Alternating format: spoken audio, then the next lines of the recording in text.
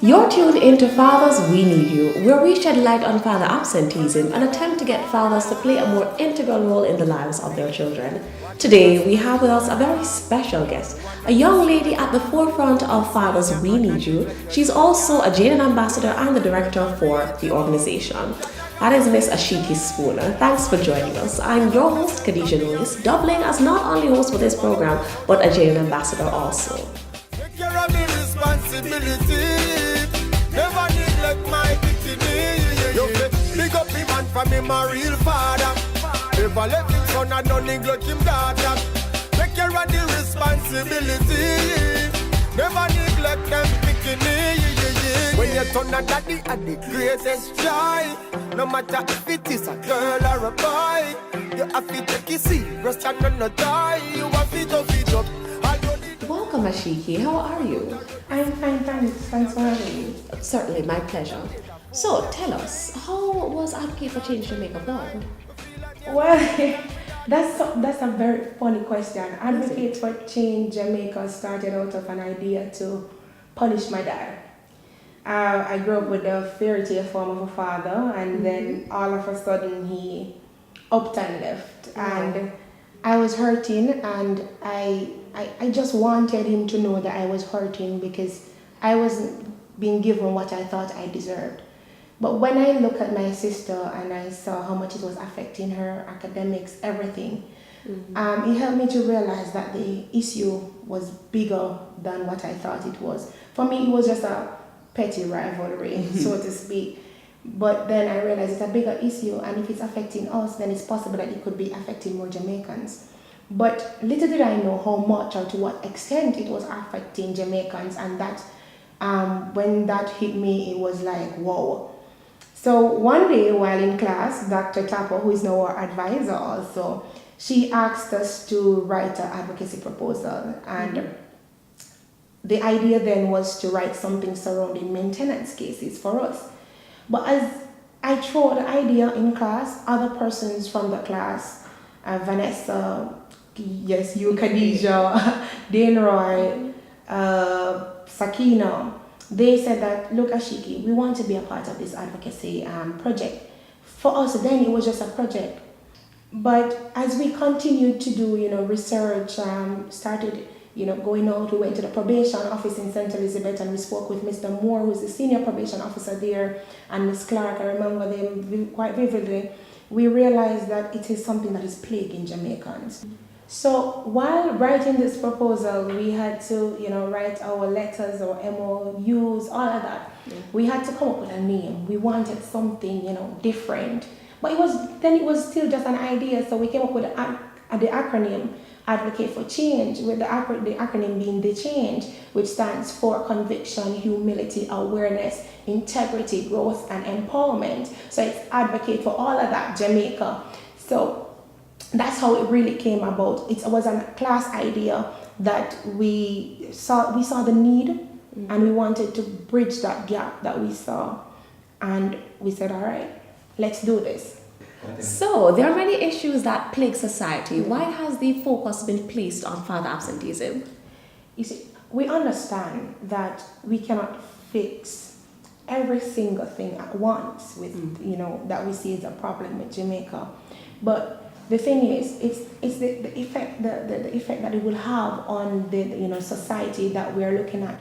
Because we found out that father absenteeism contributes to crime. It contributes to the whole idea of men are not supposed to be doing this, women are not supposed to be doing this, and the fact that women don't know how to relate to men don't know how to relate to women. All of those issues and a whole lot more can open a whole can of worms with that. But if we can try to stem this problem, then by extension we're assisting with helping to alleviate those other problems that we're currently facing. And that's why the focus is currently on father absenteeism. Okay, so I can certainly see where you're going with this. My next question is, how will this initiative impact the country? And for better, of course. Well, as we have said before, there are a lot of issues that, it's the direct correlation between father absenteeism and these issues. And we believe that if this research, when this research has been completed, what this will do is actually add to what knowledge we currently have, and thus helping to stem the problems we have. Take, for example, the PTSD rate that we have with women in Jamaica. We see where, because we know for a fact, if it is that you have support, then what this will do is will actually lessen the stress that you're bearing. With women, we see a higher rate with PTSD within women because the men are always absent. Mm-hmm. Absenteeism does not just refer to them being absent altogether. You can be at work and you're absent, which is why we're pushing. One of the things that we're pushing for is paternity leaves. So all of these little things help to tie in, making Jamaica a better place, helping us to advance as a country. So the project centers around fathers and their absenteeism. Yes. At this point in time, has the organization made any contact with any fathers? Yes, we have. We happen to know quite a few number of fathers, quite a lot of them. And since recently, actually, we have had a photo shoot done with these fathers. These fathers are actual persons who are in the lives of their children. Yes. And we hope that this photo, when the photos are released, what this will do is, in those men who are seeing these photos, it will generate a sense of pride, with knowing what it means to be there and all of that. So we wanted to get it across to them that, look, you're needed. This is where you should be. Where your child is, this is the best place for you to be now. And that's what we hope. That's a general idea we hope for the photo shoot to bring across. And that's just one of the many contacts that we have had with fathers. Okay. So since its inception, what has the feedback from the public been like, especially with the photo shoot? Well, when we went ahead and we did our first episode, when our PR manager, Courtney Neal, he said that, look, we're going to do a episode. Mm-hmm. When we did the first episode and we published it, we were so happy about it. But we didn't expect the feedback that we've been getting. Some persons are like, when is more coming? We want to be on board. And a lot of persons have expressed interest in the initiative. A lot of persons want to be there for us, want to help with the problems. Because after starting the initiative, we realized that, especially with university students, you never understand the amount of them that are affected until you have actually met them and told them about the initiative. And this had really given us some alone time with these individuals to assess the situation, what it is like in the day of a child suffering from father absenteeism, or even an adult who have suffered from father absenteeism, because it still affects them to date. And one of the contacts that we have made, if you notice that in our montage, the song that is being used is the Daddy song from Conscience. Yes, that song. And we have contacted Miss Burke, we have said, look, Miss Burke, we want to use his song for this. And Miss Burke was like, oh, sure, yes, go ahead. And also we want to come on board. So this kind of interest from these individuals is very crucial to us, because we have the support that we are looking for. And look, don't be afraid to come on board. We're here. We need the support. There can't be enough persons advocating for this issue. And that's something we need Jamaicans to understand. This is a problem and we need to fix it. That is certainly true. And while things seem to be progressing well for the organization, certainly there must have been some challenges. Tell me about those. It's funny you ask that question, but yeah, we have had challenges. One of them, for example, is the fact that at one point we thought that this is the end of Advocate for Change Jamaica. This is the end of it. We can't bother. We can't take each other no more. We're done.